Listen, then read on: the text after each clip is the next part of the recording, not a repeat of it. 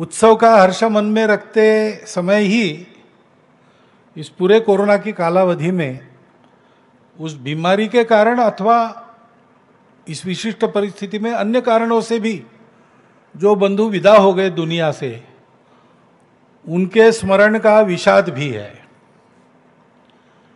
और इसलिए एक विचित्र परिस्थिति है और उसका कारण हम सब जानते हैं। कोरोना की महामारी उसका कारण है।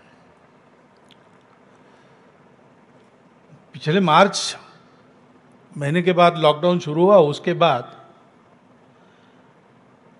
बहुत सारे विषय चर्चा में थे दुनिया के, देश के, लेकिन वो सारे दब गए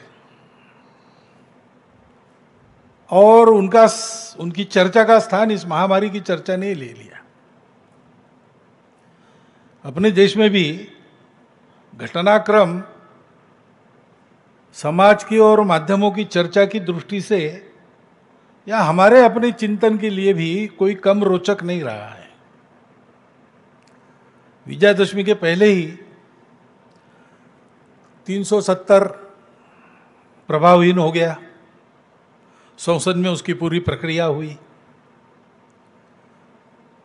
बाद में विजयादशमी के बाद 9 नवंबर को सुप्रीम कोर्ट का असंदिग्ध निर्णय राम जन्मभूमि के बारे में आया और एक इतिहास बना। एक मत से निर्णय था, सारे देश ने स्वीकार किया और बहुत सुंदर वातावरण में समझदारी के साथ, संयम के साथ समाज ने उसको स्वीकार किया।